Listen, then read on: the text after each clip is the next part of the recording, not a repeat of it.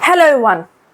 Article 368 क्या है? ये आर्टिकल 368 जो कहता है कि कॉन्स्टिट्यूशन में जो लॉ है उसमें हम अमेंड कर सकते हैं या चेंज कर सकते हैं, और सेंट्रल और स्टेट दोनों की इसमें म्यूचुअल कंसेंट होना चाहिए।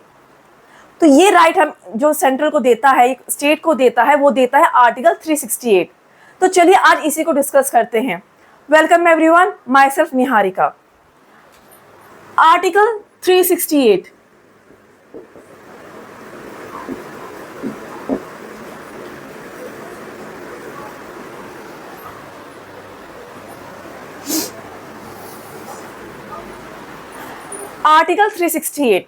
आर्टिकल 368 क्या है? कॉन्स्टिट्यूशन में जब हम प्रोविजंस जो हमें दी गए हैं, इतने सारे लॉ दिए हुए हैं, अगर वो जो कॉन्स्टिट्यूशन में जो लॉज बनाए गए थे वो उस टाइम पे बनाए गए थे, अगर हम उसमें अब कोई चेंज लाना चाहते हैं, आज के अकॉर्डिंग कोई चेंज लाना चाहते हैं, जैसे कि हमने लास्ट वीडियो में डिस्कस किया था कि सेंट्रल अकेला इसको चेंज नहीं कर सकता, उसको 50% स्टेट की मंजूरी चाहिए, यानी उसका कंसेंट होना चाहिए, स्पेशल मेजॉरिटी होनी चाहिए, प्लस 50% स्टेट एग्री होनी चाहिए, तभी वो जाके चेंज ला सकता है और प्रेसिडेंट को डायरेक्टली सेंड कर सकता है चेंज को लाने के लिए, इंडिया में लागू करने के लिए। तो ये राइट कौन प्रोवाइड कराता है? ये राइट प्रोवाइड कराता है आर्टिकल 368, जिसे 5 प्रोविजंस हैं जिसमें हमने लास्ट वीडियो में बात करी थी। चलिए वन बाय वन इस प्रोविजंस को डिस्कस करते हैं कि क्या क्या ये 5 एरिया हैं जिसमें सेंट्रल बिना स्टेट के आगे नहीं बढ़ सकता है, ना ही कोई चेंज ला सकता है। पहला जो एरिया है, पहला जो हमने 5 प्रोविजंस की बात करी थी कि 5 प्रोविजंस ऐसे हैं जिसमें स्टेट और सेंट्रल दोनों साथ साथ आएंगे, दोनों का म्यूचुअल कंसेंट होना चाहिए, ठीक है। यानी कि स्पेशल मेजॉरिटी प्लस 50% स्टेट की मंजूरी, ठीक है। ये दोनों अगर चीजें हो रही हैं तो ही आप लॉ ला सकते हैं, ठीक है। तो पहला एरिया कौन सा है? उस 5 प्रोविजंस में से, 5 एरिया में से पहला है शेड्यूल 7। शेड्यूल 7 जो है वो बताता है डिस्ट्रीब्यूशन ऑफ लेजिस्लेटिव पावर, यानी कि जो पावर डिवाइडेड है। हमने डिवीजन ऑफ पावर पढ़ा कि जो हमारे इंडिया में स्टेट के पास अलग पावर है और सेंट्रल के पास अलग पावर है, और मैंने से बताया था कि सबकी लिस्ट बनी हुई है सब्जेक्ट मैटर की, कि ये तुम्हारा सब्जेक्ट मैटर है और ये सेंट्रल का सब्जेक्ट मैटर है।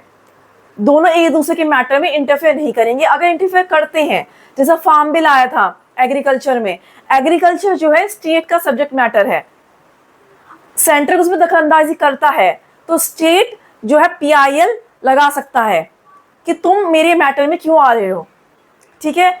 और वो कहाँ लगाएगा? जुडिशरी में लगाएगा। जुडिशरी जो हमारा 5th है हम डिस्कस करेंगे, यानी सुप्रीम कोर्ट में, ठीक है, जो हमारे कंट्री को फेडरल बनाता है, जब हमने बात की थी। तो वो जो लिस्ट हमने बात की थी वही लिस्ट हम इसमें डिस्कस करेंगे, ठीक है। पहला है शेड्यूल 7। ये जो लिस्ट दी गई है वो शेड्यूल 7 में दी गई है कॉन्स्टिट्यूशन में। कॉन्स्टिट्यूशन जैसे आपको पता है डिफरेंट पार्ट्स में बटा हुआ है हमारे जो कॉन्स्टिट्यूशन है, जैसे बुक में डिफरेंट चैप्टर्स होते हैं, चैप्टर्स में टॉपिक होते हैं, ऐसे ही हमारा कॉन्स्टिट्यूशन जो है डिफरेंट चैप्टर्स और पार्ट्स में बटा हुआ है। तो कॉन्स्टिट्यूशन का जो शेड्यूल 7 है वो बताता है कि जो लेजिस्लेटिव पावर है उनका डिस्ट्रीब्यूशन कैसे हुआ है। तो कैसे हुआ है? पहली जो लिस्ट है वो है यूनियन लिस्ट, ठीक है। सेकंड जो लिस्ट है वो स्टेट लिस्ट, एंड थर्ड जो लिस्ट है वो है कॉन्करेंट लिस्ट,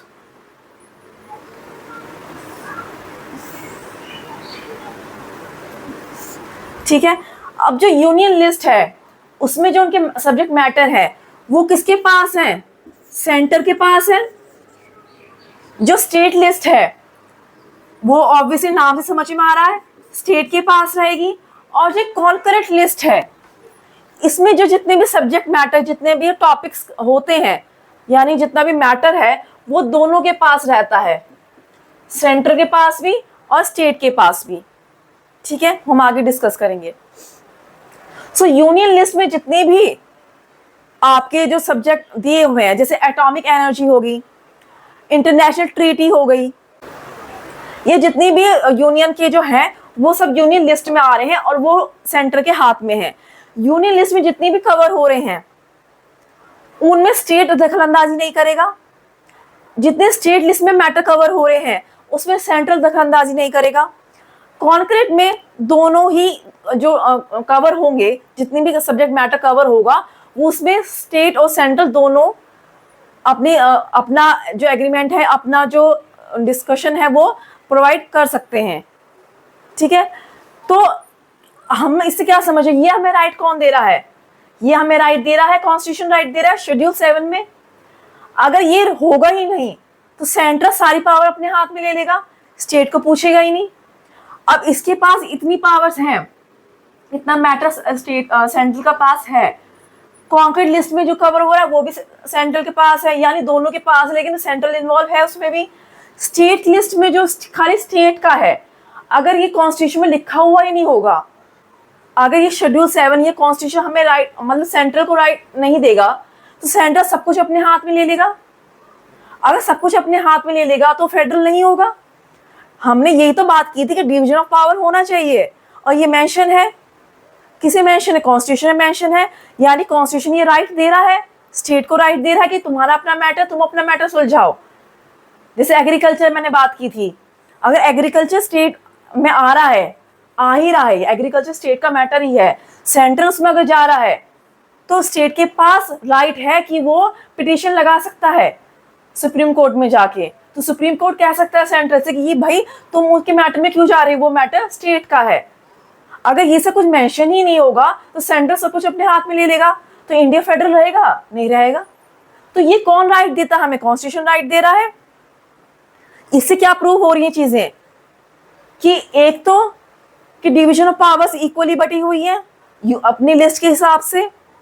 सेकंड क्या है कि हमारा रिजिड है कॉन्स्टिट्यूशन, अकेला सेंट्रल के पास नहीं है। अगर सेंट्रल के पास अकेला होगा, जैसे यूके में पार्लियामेंट है सेंट्रल के हाथ में ही, यानी पार्लियामेंट के हाथ में ही है, यूनिटरी है वहाँ, बिल्कुल फुल यूनिटरी है वहाँ, अपने हिसाब से वो चेंज कर देते, स्टेट को पूछते ही नहीं है।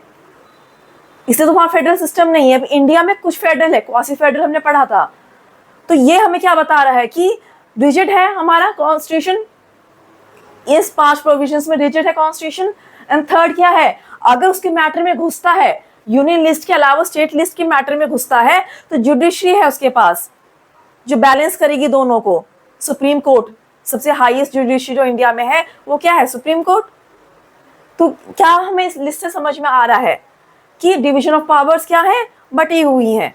यूनियन की सेंट्रल की अपनी है, स्टेट की अपनी है। कॉन्क्रीट में दोनों, ऐसा टैक्स है, टैक्स जो है दोनों का ही मैटर है, स्टेट का भी सेंट्रल का भी। वो आगे हम डिस्कस करेंगे कैसे है। ठीक है, तो इससे समझ में आ गया। अब हम सेकेंड प्रोविजन की तरफ बढ़ते हैं। अब फर्स्ट एरिया क्या था? शेड्यूल 7, 5 प्रोविजंस में से सेकेंड है उन 5 प्रोविजंस में से जिसमें सेंट्रल स्टेट दोनों की कंसेंट होनी जरूरी है। सेकेंड में क्या है? Article 54 and 55। ठीक है, आर्टिकल 54, 55 क्या कहता है? Election of president. ठीक है, ये सब हम अपने पास से या किसी ने गवर्नमेंट ने लॉ नहीं बनाया, ये सब कॉन्स्टिट्यूशन में लिखा हुआ है पहले से ही। ठीक है, तो ऐसा किसी गवर्नमेंट ने नहीं बनाया है या किसी लोगों ने आके चेंज नहीं किया है। जब कॉन्स्टिट्यूशन बना था तभी ये सब कुछ लिखा जा चुका था। ठीक है, अब क्या है? सेकेंड जो मैटर है, सेकेंड जो प्रोविजंस है 5 प्रोविजंस में से, वो क्या है? आर्टिकल 54 एंड आर्टिकल 55 जो कहता है इलेक्शन ऑफ प्रेसिडेंट। अब प्रेसिडेंट का इलेक्शन जब होता है उसमें अगर सेंट्रल अपना हिसाब से, अगर सेंट्रल ही इन्वॉल्व होगा तो अपने हिसाब से ही वो प्रेसिडेंट को इलेक्शन में खड़ा करेगा या हेल्प करेगा। स्टेट की भी मंजूरी होनी चाहिए उसमें, यानी कि सेंट्रल स्टेट दोनों ही इन्वॉल्व होते हैं इलेक्शन ऑफ प्रेसिडेंट में। जब प्रेसिडेंट इलेक्शन होता है तो दोनों MP MLA जितने भी हैं सब इन्वॉल्व होते हैं इस प्रोसेस के दौरान। ठीक है, अगर सेंट्रल खाली इन्वॉल्व होगा तो अपनी अपनी चलाएगा, तो फेडरल कहाँ रह गया? ठीक है, तो ये आर्टिकल 54, 55 देता है राइट सेंट्रल और स्टेट दोनों को कि आप दोनों को ही इन्वॉल्व होना है। जब ये प्रोसेस होगा, जब ये इलेक्शंस होंगे प्रेसिडेंट को, तो दोनों ही स्टेट और सेंट्रल दोनों ही इन्वॉल्व होंगे। ठीक है, अब सेकंड क्या है? इसी में सेकंड क्या है? आर्टिकल 73 एंड 162 ये कहता है extent of executive power of central and state, यानी कि जो हमने शेड्यूल 7 में बात करी थी कि यूनियन लिस्ट है वो जो सेंट्रल के मैटर्स हैं, स्टेट लिस्ट है वो स्टेट के मैटर है। तो आर्टिकल 73 और 162 भी यही कहता है जो भी एग्जीक्यूटिव पावर्स है सेंट्रल और स्टेट की, सेंट्रल की जो इतनी पावर्स है जो लिस्ट 1 में मेंशन है, यानी जो यूनियन लिस्ट में मेंशन है, सेंट्रल अपनी पावर संभाले, अपने एग्जीक्यूटिव पावर संभाले, और स्टेट के जो भी जितनी भी पावर्स है जो मेंशन है स्टेट लिस्ट यानी लिस्ट 2 में, वो अपनी पावर संभाले, ना तो वो उसमें घुसे ना वो उसमें घुसे। आपकी अपनी लिस्ट दी गई है लिस्ट 1 और लिस्ट 2, आप अपनी लिस्ट के हिसाब से अपने जो मैटर्स हैं वो सॉल्व करिए, उन्हें रिजॉल्व करिए, उन्हें चेंज लाइए, जो आपको करना है अपने अकॉर्डिंग आप करिए। ये हमें बताता है आर्टिकल 73 और 162। जैसे एटॉमिक एनर्जी से मैंने बात की थी, एटॉमिक एनर्जी हो गया, इंटरनेशनल ट्रीटी हो गया, रेलवेज हो गया, ये किसके मैटर है? सेंटर के मैटर है। इसमें स्टेट दखलंदाजी नहीं कर सकता है। अगर रेलवे में कोई चेंज लाना है, कोई रेलवे का नया रूल लाना है, तो सेंटर के पास होता है ये राइट।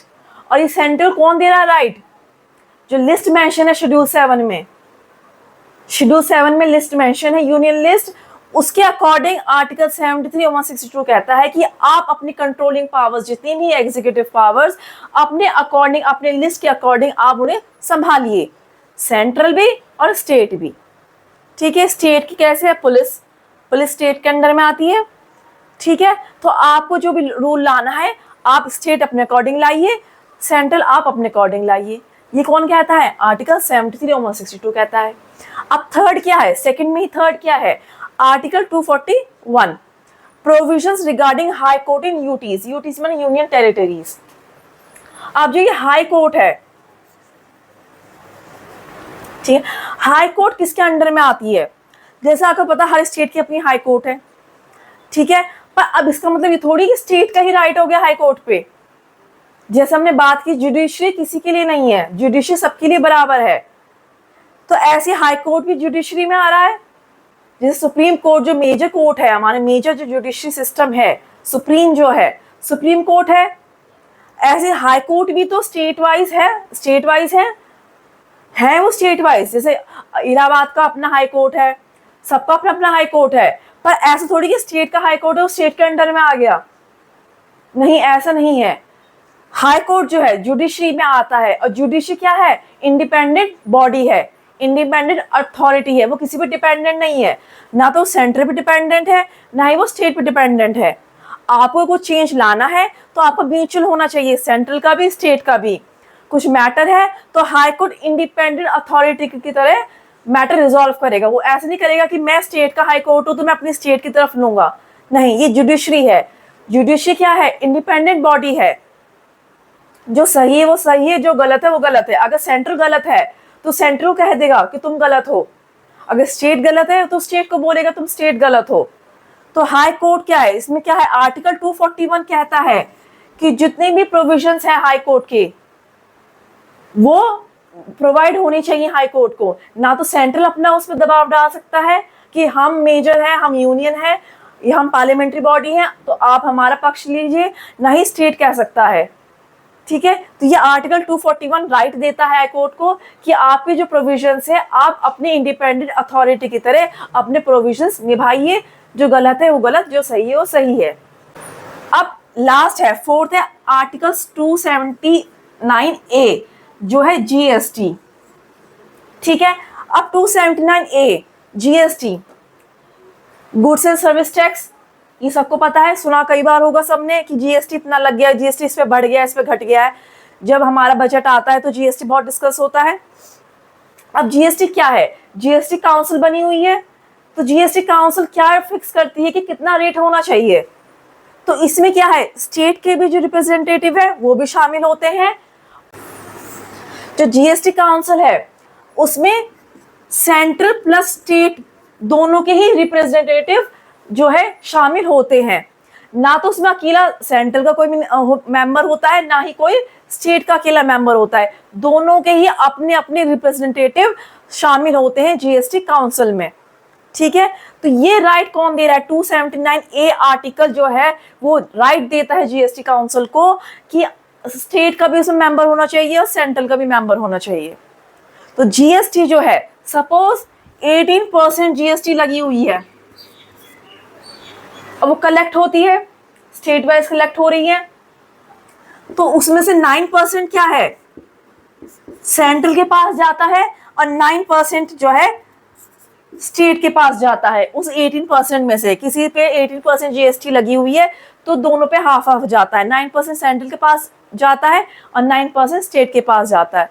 तो इससे क्या समझ में आ रहा है कि जो जीएसटी काउंसिल में जो लोग हैं जो फिक्स करते हैं रेट कितना होना चाहिए, वो दोनों के कंसेंट से फिक्स होता है, और जो कलेक्ट होता है, जब टैक्स कलेक्ट होता है ये, तब भी दोनों को ही हाफ हाफ मिलता है। तो इससे हमें क्या समझ में आ रहा है कि स्टेट की भी उतनी सुप्रीमेसी है जितनी ही सेंट्रल की है। ना तो इस सेंट्रल अकेला कोई फिक्स कर सकता है, ना ही स्टेट फिक्स कर सकता है। तो इससे हमें क्या समझ में आ रहा है कि हमारा जो कॉन्स्टिट्यूशन है वो सेंट्रल को भी उतनी ही इंपॉर्टेंस देता है जितने की स्टेट को दे रहा है। और ये 5 प्रोविजंस में से फर्स्ट जो था शेड्यूल 7, और सेकंड में क्या है, जितने आर्टिकल्स हमें 4 आर्टिकल कवर करे हैं, सेकंड में ये एरिया कवर होते हैं, जिसमें सेंट्रल स्टेट दोनों की ही म्यूचुअल कंसेंट होना चाहिए। और इसके अलावा, इन सब के अलावा जो हम डिस्कस करेंगे उसमें पार्लियामेंट अकेला यानी सेंट्रल अकेला अपना स्पेशल मेजॉरिटी से कोई चेंज ला सकता है और डायरेक्टली प्रेसिडेंट को भेज सकता है। ठीक है, अब हम थर्ड प्रोविजन की बात करते हैं 5 प्रोविजंस में से। अब जो थर्ड प्रोविजन है हमारा, 5 प्रोविजंस में से 5 एरिया में थर्ड जो है वो क्या है? फर्स्ट उसमें सब पार्ट क्या है? Chapter 4 and part 5। जैसे मैंने डिस्कस किया था, हर बुक जो है चैप्टर वाइज बटी होती है, कोई ऐसी बुक तो नहीं होती है पूरा पूरा एक ही जगह सारा सब कुछ लिखा हुआ है, तो हर बुक टॉपिक वाइज और चैप्टर वाइज बटी होती है। ऐसे ही हमारा कॉन्स्टिट्यूशन जो है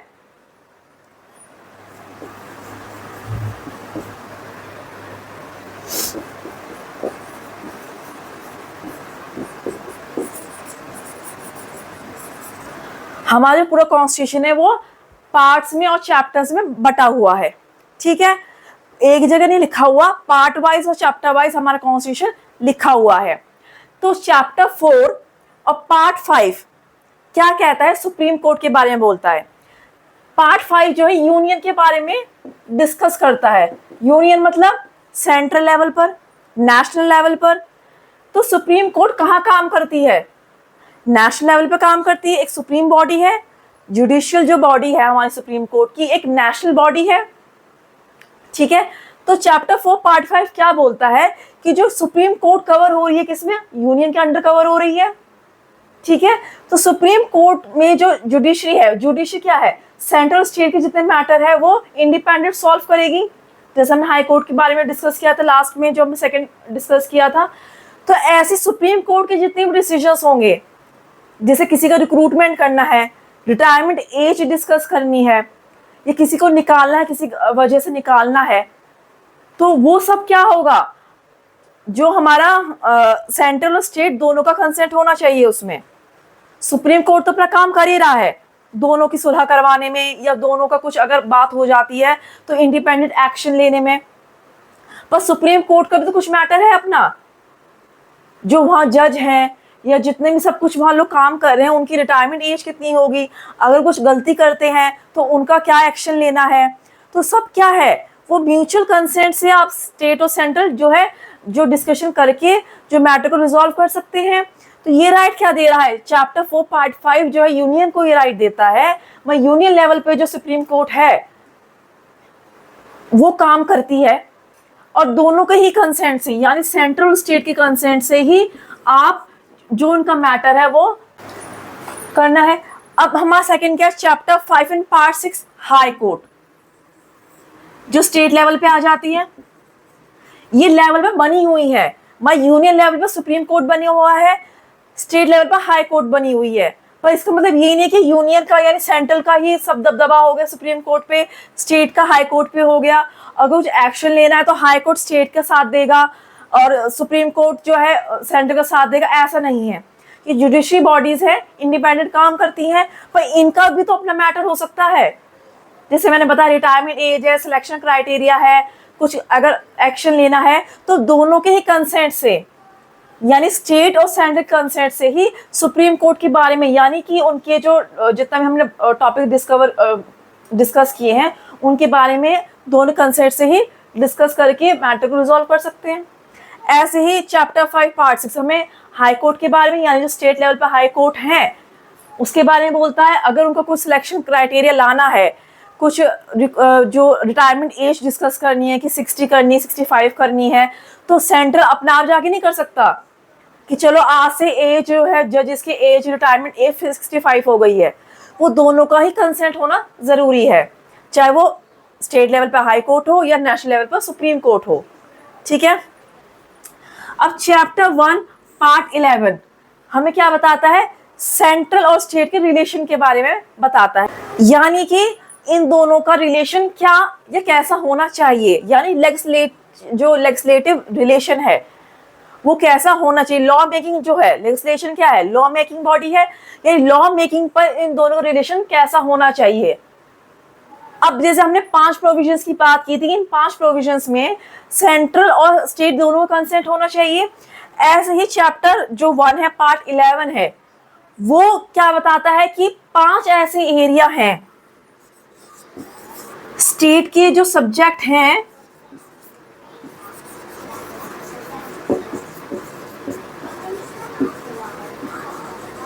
हमने बात करी थी शेड्यूल 7 में, जो पार्ट 1 हमने जो हमने प्रोविजन डिस्कस किया था शेड्यूल 7 में, कि लिस्ट बनी हुई है यूनियन की अलग, स्टेट की अलग, अपने अपने मैटर के हिसाब से आप काम करिए। पर जो ये चैप्टर 1 पार्ट 11 जो है, जो टॉपिक है उसमें सेंट्रल एंड स्टेट रिलेशन, वो क्या राइट देता है सेंटर को कि 5 ऐसे सब्जेक्ट मैटर हैं स्टेट के जिसमें सेंट्रल आकर अपना जो है अपना जो अपने हिसाब से लॉ बना सकता है। ठीक है। हम अब तक क्या बात करते आए हैं कि सब्जेक्ट ऑफ मैटर जो है, जो सब्जेक्ट मेंशन है लिस्ट वाइज, अपने लिस्ट वाइज काम करिए। पर ये वाला जो है चैप्टर 1 पार्ट 11 क्या कहता है कि जो सेंटर है 5 ऐसे सब्जेक्ट मैटर हैं स्टेट के जिसमें सेंट्रल भी लॉ बना सकता है। ये राइट कौन देता है? ये राइट देता है चैप्टर 1 पार्ट 11 कॉन्स्टिट्यूशन का, जो बताता है कि 5 ऐसे एरिया हैं जिसमें आप सेंटर आ जाइए और जो स्टेट का जो सब्जेक्ट मैटर है उसमें आप अपने अकॉर्डिंग लॉ बना सकते हैं। अब वो कौन से हम बाद में डिस्कस करेंगे। ठीक है। तो आपको कंफ्यूज नहीं होना, आपको समझ में आ गया है। सारे कॉन्स्टिट्यूशन में 5 प्रोविजंस ऐसे हैं जिसमें सेंट्रल और स्टेट दोनों मिलकर काम करेंगे, और उनमें से भी जो सब्जेक्ट मैटर हमने डिस्कस किए, जो लिस्ट डिस्कस करी थी कि सब्जेक्ट की जो लिस्ट अलग होती है, सेंट्रल की यूनियन लिस्ट होती है और स्टेट की स्टेट लिस्ट होती है, उस स्टेट लिस्ट में से भी 5 मैटर ऐसे हैं, सब्जेक्ट मैटर ऐसे हैं जिसमें सेंट्रल आकर लॉ अपना बना सकती है। जब भी हमने बात की थी कि सेंट्रल और स्टेट के जो रिलेशन की बात करी थी, वो लेजिस्लेचर जो है, हमने जो लेजिस्लेटिव रिलेशन की बात की थी वो यही बात कहता है कि लॉ मेकिंग है, आप सेंट्रल आकर 5 मैटर पे आप आके लॉ बना सकते हैं। 3 हम डिस्कस कर चुके हैं, अब हम 4th डिस्कस करते हैं। अब 4th प्रोविजन क्या है? 5 प्रोविजन, 4th प्रोविजन क्या है? क्या कहता है कि representation of states in parliament, यानी कि स्टेट भी जो है रिप्रेजेंट करती है पार्लियामेंट में। वो आपको पता है लोकसभा और राज्यसभा, हमने बताया था ना पार्लियामेंट क्या है, लोकसभा राज्यसभा दोनों में ही सीट्स मिली हुई है स्टेट को। ठीक है। अगर सेंटर के पास पावर हो जाएगी तो सेंटर तो अपने हिसाब से सीट भरेगा, जिसकी पार्टी उसके हिसाब से सीट भरेगा। अब क्या कहता है ये रूल? क्या कहता है कि जितनी ज्यादा पॉपुलेशन होगी उसकी सीट उतनी ज्यादा होगी। जैसे यूपी की सबसे ज्यादा पॉपुलेशन है तो सीट भी यूपी के पास ज्यादा है, गोवा की सबसे लीस्ट पॉपुलेशन है तो गोवा के पास सीट कम है। तो अकॉर्डिंग टू पॉपुलेशन सीट बटी हुई है। यह सेंसस 1991 जो पॉपुलेशन का आया था उसके अकॉर्डिंग ही सीट बांटी गई थी, पॉपुलेशन के अकॉर्डिंग, यानी कि यूपी की पॉपुलेशन ज्यादा थी उस टाइम तो यूपी को ज्यादा सीट मिली हुई है। लीस्ट पॉपुलेशन तो लीस्ट सीट है, यानी स्टेट का भी तो अपने सीट मिली हुई है। अगर स्टेट इन्वॉल्व ही नहीं होगा, और कॉन्स्टिट्यूशन ये देता ही नहीं राइट स्टेट को, तो जो सेंट्रल की जो पावर है, जो गवर्निंग बॉडी होगी उस टाइम, जो पार्टी जीत गई, जिसकी पार्टी चल रही है सेंटर पे, अपने अकॉर्डिंग जहां जहां वो जीती अपने अकॉर्डिंग वो मेंबर खड़ा कर देगी कि हमारी पार्टी का रूल है, अपने मेंबर्स यहाँ ज्यादा लिया। तो ऐसा नहीं होता है। तो इसलिए स्टेट को भी पार्लियामेंट में जगह दी गई है कि लोकसभा में सीट दी गई है स्टेट को और राज्यसभा में सीट दी गई है। स्टेट जो सीट किस पे डिपेंड करती है, पॉपुलेशन पे डिपेंड करती है। जिसकी ज्यादा पॉपुलेशन उसकी ज्यादा सीट होती हैं। तो इससे क्या पता लगता है कि खाली सेंट्रल की पावर नहीं है पार्लियामेंट में, स्टेट की भी उतनी ही सीट्स मिली हुई हैं। ठीक है, तो फोर्थ जो हमारा प्रोविजन ये कहता है कि state have the seats in the parliament. अब फिफ्थ क्या प्रोविजन क्या है? 4 प्रोविजन डिस्कस कर चुके हैं। लास्ट प्रोविजन क्या है? लास्ट प्रोविजन क्या कहता है? आर्टिकल 368 अपने बारे में ही कहता है। ठीक है, जो ये हम अब तक पढ़ते आ रहे हैं कि जो स्टेट जो है, जो सेंट्रल जो है, पार्लियामेंट्री में स्पेशल मेजॉरिटी के साथ, जो हमें 2/3 डिस्कस की थी, प्लस 50% स्टेट का एग्रीमेंट होना चाहिए, यानी स्टेट एग्री होनी चाहिए, 50% स्टेट एग्री होनी चाहिए उस लॉ के लिए। ठीक है, तो ये सब कौन प्रोवाइड करा रहा है? हमने डिस्कस किया आर्टिकल 368। तो फिफ्थ प्रोविजन भी क्या कहता है? कॉन्स्टिट्यूशन में लिखा हुआ है कि अगर कॉन्स्टिट्यूशन कह रहा है कि अगर आपको मुझ में चेंज लाना है, कॉन्स्टिट्यूशन खुद को ही दे रहा है कि खुद को ही राइट दे रहा है। ये कॉन्स्टिट्यूशन में जो इतने प्रोविजंस बने हुए हैं, ये 5 एरियाज में जितने भी हैं, उनमें स्टेट और सेंट्रल दोनों का कंसेंट होना चाहिए, यानी दोनों की सहमति होनी चाहिए। और इसके अलावा तो चेंज कर ही सकता है सेंट्रल अपने अकॉर्डिंग स्पेशल मेजॉरिटी के साथ। तो ये सब क्या प्रोवाइड करा रहा है? आर्टिकल 368 प्रोवाइड करा रहा है। तो फिफ्थ प्रोविजन क्या बताता है कि अगर आपको चेंज करना है, कोई चेंज लाना है, मुझ में कोई चेंज लाना है, कॉन्स्टिट्यूशन खुद को कह रहा है, अगर कॉन्स्टिट्यूशन क्या कह रहा है, अगर आपको खुद में मुझ में कुछ चेंज लाना है, तो आप according to article 368 with the condition of special majority plus 50% state agreement, आप मुझ में चेंज ला सकते हैं। कॉन्स्टिट्यूशन खुद को ही राइट दे रहा है। तो फिफ्थ क्या कह रहा है? ये सारा हमने पढ़ा है, अब तक जितने भी हमने प्रोविजंस पढ़े हैं वो आर्टिकल 368 में कवर हो रहे हैं। और फिफ्थ प्रोविजन भी यही कहता है, अगर कॉन्स्टिट्यूशन में चेंज लाना है तो with these 2 condition, in 2 condition के साथ आप चेंज ला सकते हैं। कॉन्स्टिट्यूशन कह रहा है खुद को ही कि कॉन्स्टिट्यूशन आप मुझको चेंज कर सकते हैं in the article 368 with both these condition, यानी इन 2 कंडीशनों के साथ। तो ये हमने सब डिस्कस किया है, वो है आर्टिकल 368, जो 5 प्रोविजंस हमने डिस्कस किए हैं। आई होप आपको समझ में आए होंगे सारे ये प्रोविजंस। ये आर्टिकल 368 पूरा ही ये कवर हो रहा है और ये कॉन्स्टिट्यूशन में लिखा हुआ है। ये किसी ने अपने हिसाब से नहीं लिखा कि आजकल में लिखा हुआ है। ये सब कुछ जितना भी हमने डिस्कस किया है एज इट इज कॉन्स्टिट्यूशन में लिखा हुआ है। ये राइट हमें कॉन्स्टिट्यूशन प्रोवाइड कराता है। अब फेडरल के बारे में हम जब बात कर रहे थे लास्ट में, उसमें एक टॉपिक था, क्या था, हमने जो ये पूरा आर्टिकल 368 हमारा फिनिश हो चुका है। हमने आर्टिकल 368 कवर करा पूरा। जो रिजिडिटी ऑफ कॉन्स्टिट्यूशन हमने पढ़ा था, 4th पॉइंट, उसको आपको समझ में आ गया कि हमारा कॉन्स्टिट्यूशन रिजिड तो है, इन 5 प्रोविजन से समझ में आ गया है, फ्लेक्सिबल भी है, रिजिड भी है। तो रिजिड तो कवर हो रहा है ना, तो फेडरल तो है। अब फेडरल के मामले में हमने क्या पढ़ा था? रिटन कॉन्स्टिट्यूशन, ये समझ में आ गया है। डिवीजन ऑफ पावर, ये भी समझ में आ गया है। कॉन्स्टिट्यूशन की सुप्रीमेसी,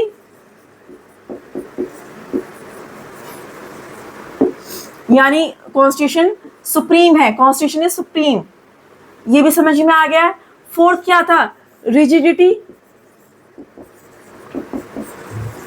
रिजिडिटी ऑफ कॉन्स्टिट्यूशन हमने डिस्कस किया है, आर्टिकल 368 ने पूरा ही टॉपिक डिस्कस किया है, जिससे हमें समझ में आ गया हमारा कॉन्स्टिट्यूशन रिजिड है, चेंज करना बहुत मुश्किल है, अकेले किसी के हाथ में नहीं है, सेंट्रल के हाथ में, तो दोनों का कंसेंट जरूरी है, सेंट्रल प्लस स्टेट।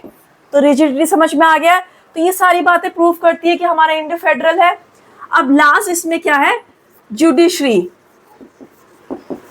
जो हम डिस्कस करते आए हैं।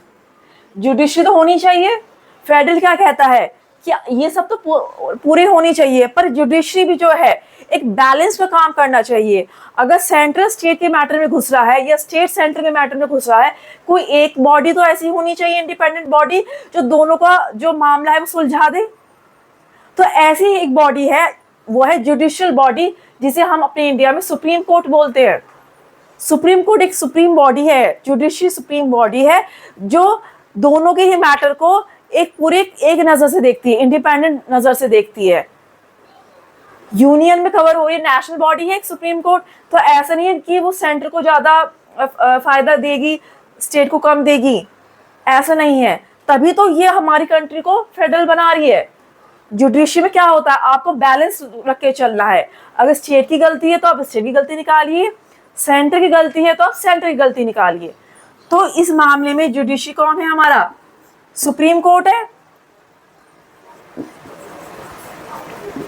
जो एक बैलेंस की तरह काम करता है सेंट्रल और स्टेट के बीच में। जिसकी गलती होगी उसकी वो गलती निकालेगा और उसको बताएगा कि आप उसके मैटर में मत घुसिए। ठीक है, बहुत जरूरी है। तो इन सब बातों से, इन सब फीचर से हमें समझ में आता है कि इंडिया जो है एक फेडरल कंट्री है। अब इंडिया यूनिटरी कैसे है वो हम नेक्स्ट वीडियो में कवर करेंगे, जो हमें बताएगा कि क्वासी फेडरल क्यों है। ये सब फीचर्स तो ये फाइव फीचर्स जो है फेडरल को प्रूव कर रहे हैं, पर 10-12 फीचर्स ऐसे हैं जो यूनिटरी को प्रूव कर रहे हैं कि इंडिया यूनिटरी भी है। तो इसलिए हमने डिस्कस किया था, जो लेक्चर स्टार्ट किया था, क्वासी फेडरल है। अब आपको समझ में आ गया होगा। जब यूनिटरी कवर कर देंगे, जब आपको और समझ में आएगा कि क्वासी फेडरल क्यों है। ठीक है, तो आज के लिए इतना ही। Thank you.